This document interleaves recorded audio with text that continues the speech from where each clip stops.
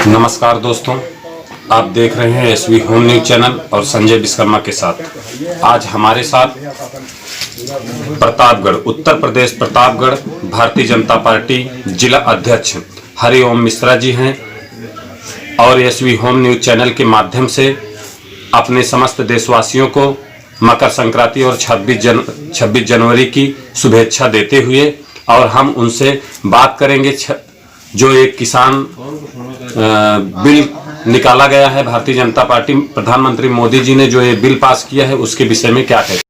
बहुत बहुत धन्यवाद। मैं सर्वप्रथम तो समस्त देशवासियों को, उत्तर प्रदेश के सभी वासियों को और प्रतापगढ़ जनपद के सभी वासियों को मैं मकर संक्रांति और 26 जनवरी की हार्दिक शुभकामनाएं देता हूं, बधाई देता हूं। बात रही ये जो माननीय प्रधानमंत्री जी ने 3 किसान बिल संशोधन प्रस्तुत किया है, वो पूरी तरह से किसान के हित में है। किसान का उससे विकास होगा, किसान की आय दोगुनी करने के लिए और किसान की अर्थव्यवस्था कृषि आधारित बने, इसके लिए माननीय प्रधानमंत्री जी कृत संकल्पित हैं।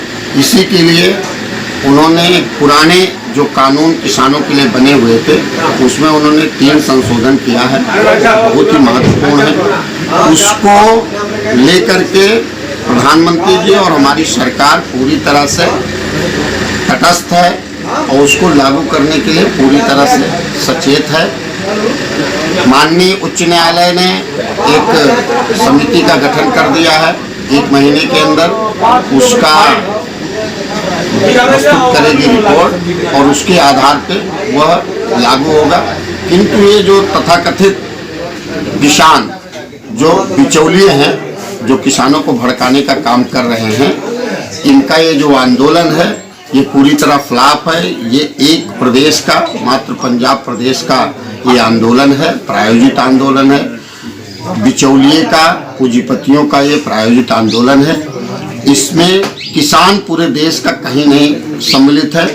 मैं इतनी ही बात इस किसान आंदोलन पे कहना चाहता हूँ। और सर, जैसे कि कुछ लोग आपके विपक्ष गलत भ्रमित फैला रहे हैं या वो बोलते हैं कि जमीन, सरकार आपकी जमीन पर कब्जा करना चाहती है और बहुत सारी बातें उठ रही हैं, तो जो यह कानून बनाया गया है, इस कानून का पूर्ण रूप से संक्षेप क्या है, क्या इससे लाभ मिलेगा, कैसे किसान वो करेंगे, थोड़ा सा मैं आपसे जानना चाहता हूँ। माननीय प्रधानमंत्री जी ने 25 दिसंबर को अटल बिहारी वाजपेयी जी के जन्मदिन पर पूरे देश भर के किसानों से संवाद किया था उन्होंने, और लगभग देश के सभी प्रदेशों के किसानों से उन्होंने बातचीत किया, उनके अनुभव साझा किया और उनसे प्रश्न किया। आपने अभी जितनी बातें पूछी है उन सब प्रश्न उन्होंने उन किसानों से किया था और उन्होंने एक बहुत अच्छा उदाहरण दिया कि जैसे मत्स्य पालन और दुग्ध डेयरी में पहले से ये जो किसान बिल में संशोधन किया गया है कि कोई भी अपनी उपज कहीं भी बेच सकता है, यह पहले से कानून लागू है।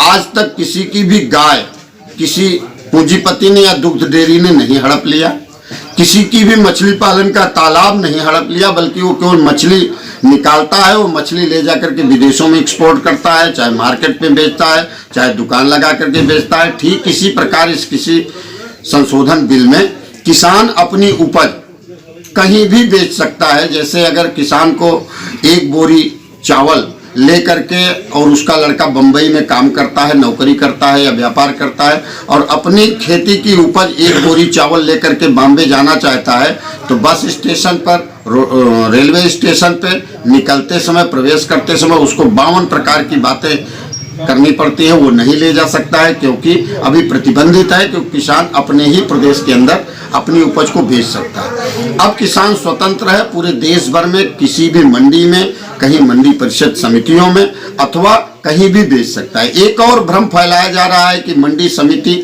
समाप्त कर दी जा रही है, सरकारी खरीद नहीं होगी। माननीय प्रधानमंत्री जी ऑन रिकॉर्ड पूरी तरह से कृषि मंत्री ने कह दिया है कि मंडी समितियां जैसी हैं वैसी चालू रहेंगी, सरकारी खरीद जैसी है वैसे चालू रहेगी, बल्कि उसको और संशोधित और बड़े मात्रा में उसको विकसित किया जाएगा, उसको परिष्कृत किया जाएगा। जो एमएसपी है, जो मूल्य निर्धारित करती है सरकार, वो एमएसपी प्रतिवर्ष की भांति लागत के अनुरूप सरकार निर्धारित करेगी, उससे अधिक मूल्य पर ही खरीदा जा सकता है। इसमें मुख्य रूप से जो किसानों को फायदा है वो ये है कि जो बिचौलिए हैं, आढ़तिये हैं, बड़े बड़े आढ़तिये और बिचौलिए जो मंडी के अंदर बैठ करके बिना कुछ किए, बिना पूंजी लगाए किसान की उत्पादन को और कंज्यूमर तक पहुंचने के बीच का जो 30-35% का जो मार्जिन ये लोग ले लेते हैं, वह माननीय प्रधानमंत्री जी ने समाप्त किया है, जिसमें किसानों का सर्वथा हित है। और इसीलिए पूरे देश भर में किसान कुछ भी नहीं बोल रहा है, किसान कहीं नहीं बोल रहा है, केवल ये आढ़तिये आंदोलन कर रहे हैं, चिल्ला रहे हैं और विरोध कर रहे हैं। ओके, बहुत बहुत धन्यवाद सर, जो आपने